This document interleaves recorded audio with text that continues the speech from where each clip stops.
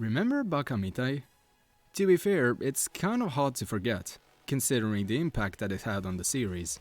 To this day, it's the one meme that is nigh inseparable from Like a Dragon as a whole. But while its time in the spotlight was a sight to behold, it's safe to say that people have largely moved on from it by now. So then, why am I bringing this up today of all days? Well, as you may have heard, the long-awaited Like a Dragon Infinite Wealth has recently released. And among its billion new additions to the core formula, it's also introduced a karaoke song many have affectionately titled Baka Mitai 2. Now, I can already see some people shivering at the thought of dane memes flooding the community yet again, but rest assured, that is not going to happen, nor is it the reason why I'm making this video. This new song, called Baka Darou, is everything a sequel should be, whether we're talking about its musicality or its memey nature. It might be the breath of fresh air you didn't realize you needed, especially if you missed the days before Baka Mitai was played everywhere, back when it still felt like something uniquely special to you.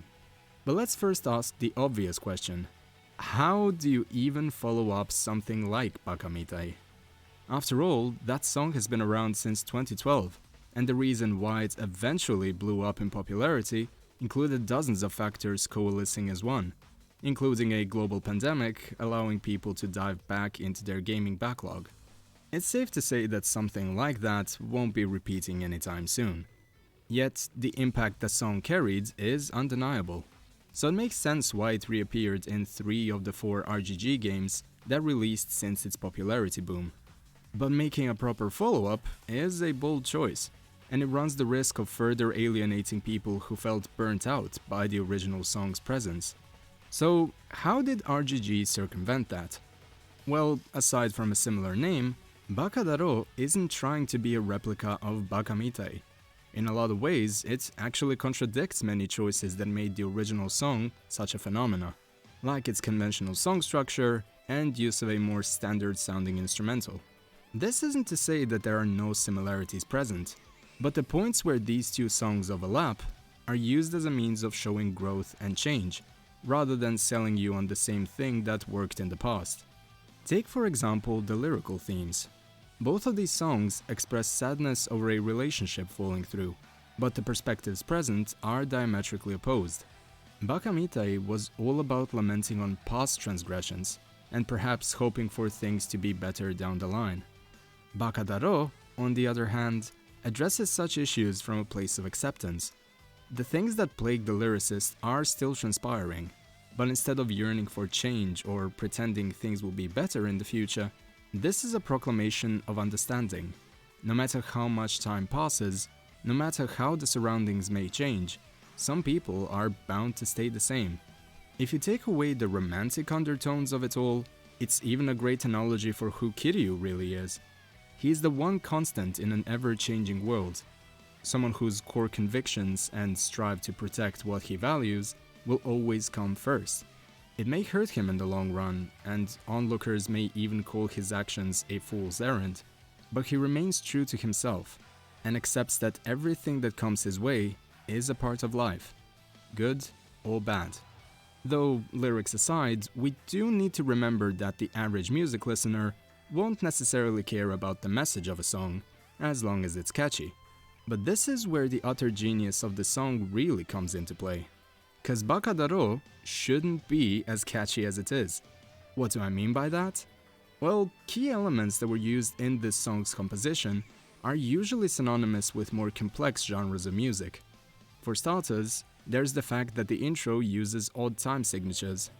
I won't bore you with the specifics, but if you try tapping your foot to the opening of this song, you'll notice something feels off, like you're missing beats left and right, meaning you're less likely to latch onto this segment during your first listen. Then there's the fact that the instrumental prominently features a number of 7th chords. Again, to oversimplify it, this is something you'd usually find in songs you're meant to replay over and over again until they finally click with you, for example in jazz or progressive rock. If you're trying to make a quote-unquote radio hit, then you'd probably be advised to stay away from these oddities and stick to something familiar and repetitive. What's interesting is that Baka Mitai technically features one of these oddities as well, but because of the vocal melodies present and the way that they're mixed, your focus is diverted to the catchier bits of the song. Baka Darou, on the other hand, is a lot more upfront about its underlying complexity. And the reason why this is so important is that it shows the composers didn't just copy everything from Mitai and simply add some new lyrics. There's a genuine sense of progression here, and the only way to achieve this is to understand what the original song was inside and out.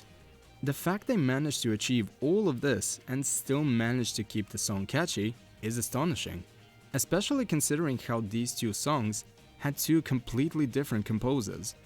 To put it another way, if Baka Mitai is an expensive bottle of whiskey, Baka Darou is that same bottle once it's aged to perfection.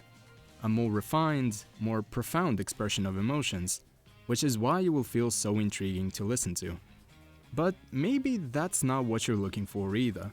Maybe all you wanted from a supposed sequel to Baka Mitai was another meme that would unify people and bring them joy, regardless of their knowledge of the franchise.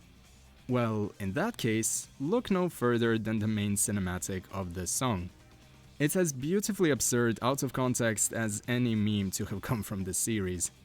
I even remember some people being disappointed that the proposed sincerity of the moment was suddenly shattered by the appearance of this particular puppy. But if you ask me, this was arguably the perfect way to conclude this song. Remember, Baka Mitai was introduced back in Yakuza 5, and the image over which Kiryu was drowning his sorrows was, once again, this puppy that we all know as Memey. Even the latest version of Baka Mitai is a callback to this. But you're right to wonder why this final shot wasn't dedicated to one of Kiryu's old friends instead. So here's my view on it. Yakuza 3 was essentially the last time that we've seen Kiryu spend an exorbitant amount of time with his kids. In all the games succeeding it, we've seen him get dragged back into the usual Tojo clan shenanigans, even if it wasn't through his own initiative or choice. Meanwhile, the first half of Yakuza 3 showed us who Kiryu was without the weight of his legacy in the underworld. He's a caring father figure looking out for his kids.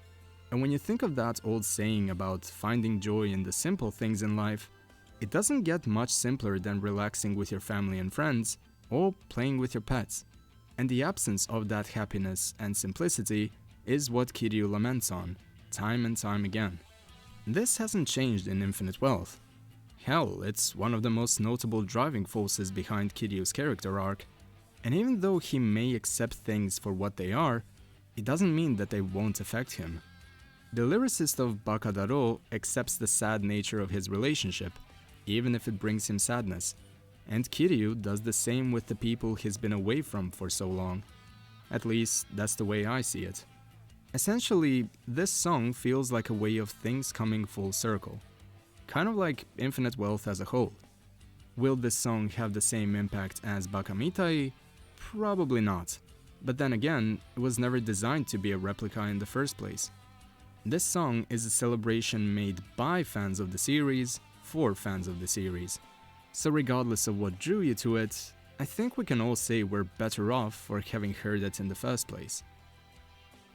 And this is all that I really have to say on the matter. So first off, thank you for your time. I'm currently working my way through Infinite Wealth so I can make a detailed review on it, akin to what I've done with Gaiden. And as you can imagine, this game is massive, so I'm not going to rush it. I hope you enjoyed this overtly philosophical analysis of Baka Darou, and I hope you're enjoying your time with Infinite Wealth as well. If there are any specific topics around it you'd like to see discussed here, feel free to suggest them in the comments, as I'm sure this game will be everyone's focal point of discourse for quite a while. Now, if you'll excuse me, I need to go back to the Yokohama Underground and keep grinding to progress the story. So, until next time, take care of yourselves and have a great day. Cheers!